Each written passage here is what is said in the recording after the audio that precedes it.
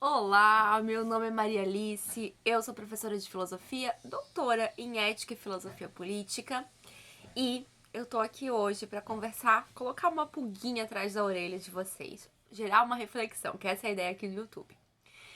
Eu quero que vocês pensem o porquê John Rawls, um grande filósofo da política do século XX, por que o Rawls falou que instituições não era só o direito e o Estado, mas também a família.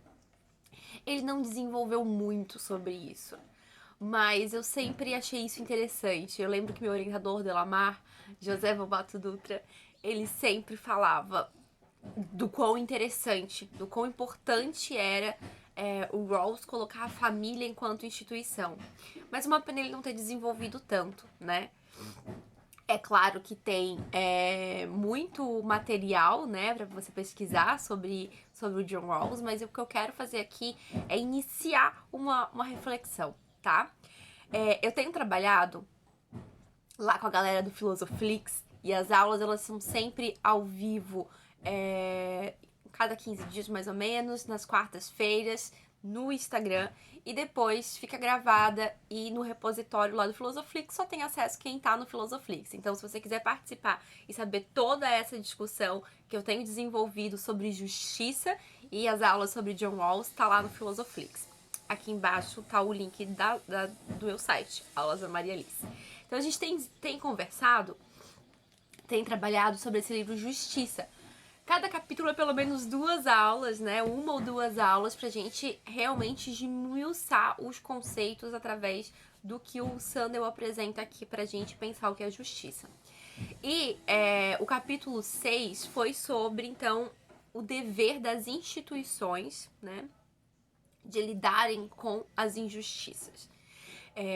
É muito conhecido no âmbito, né, da filosofia política, da economia, de que as injustiças elas são naturais, né? Então, por exemplo, nós nascemos numa família que tem ou não uma estrutura material, uma estrutura, né, afetiva, emocional, para nos ajudar, para nos impulsionar a crescer.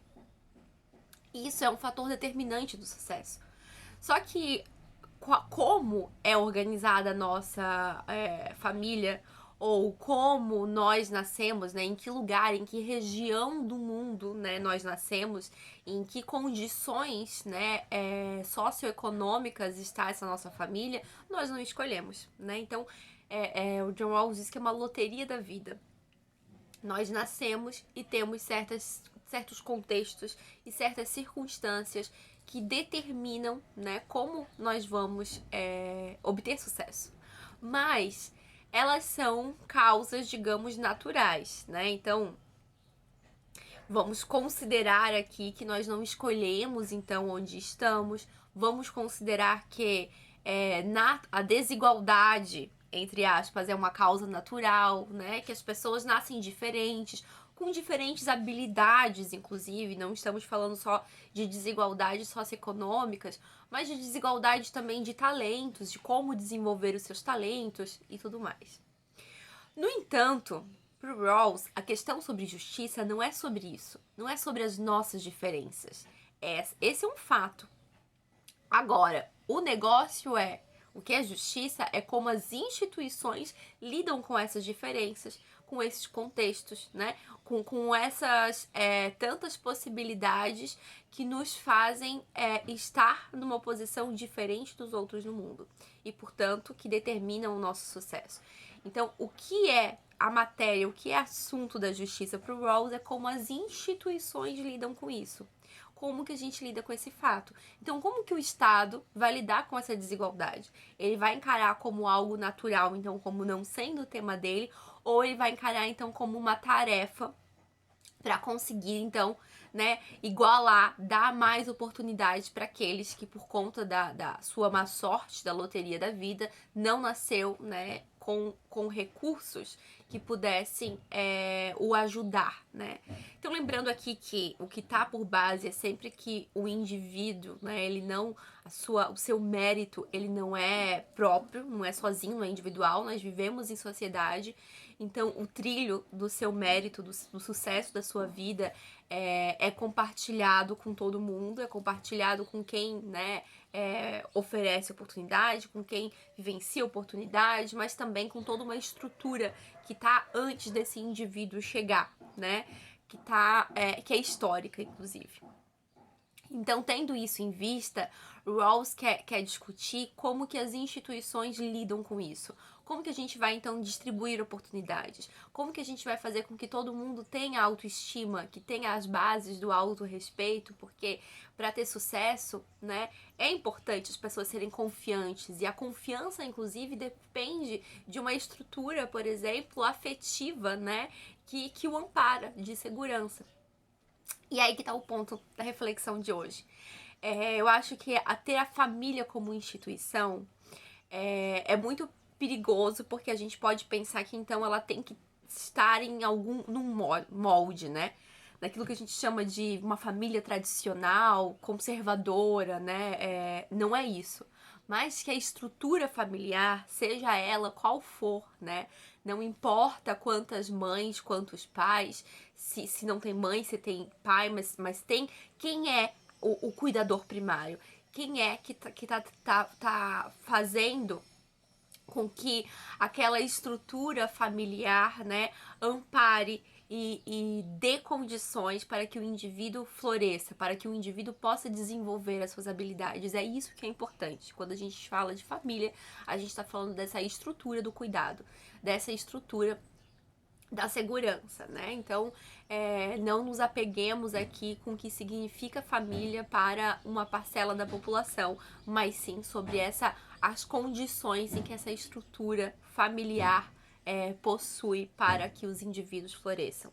E isso que é o importante.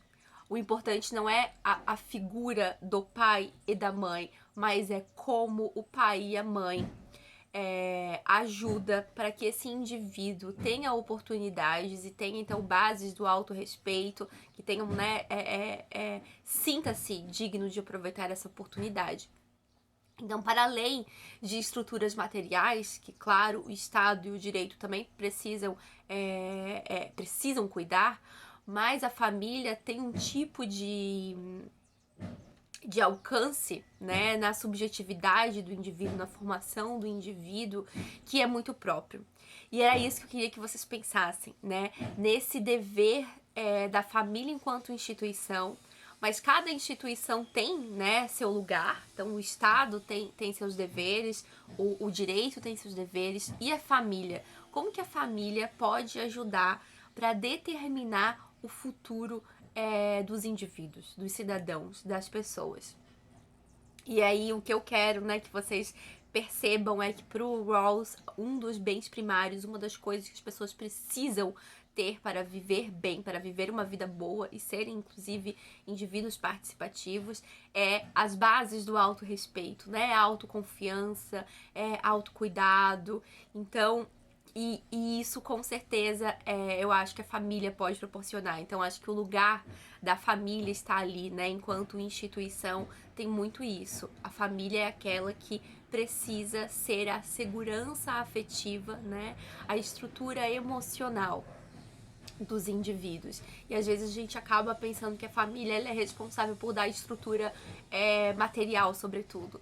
Mas enquanto, né, filósofa e professora de filosofia política, eu vejo o papel da família muito mais como nessa importância, né, de assegurar o cuidado, de assegurar o afeto. Né? O afeto tem um lugar muito importante na formação das pessoas, mas também para determinar como que a nossa estrutura social, né, se dá.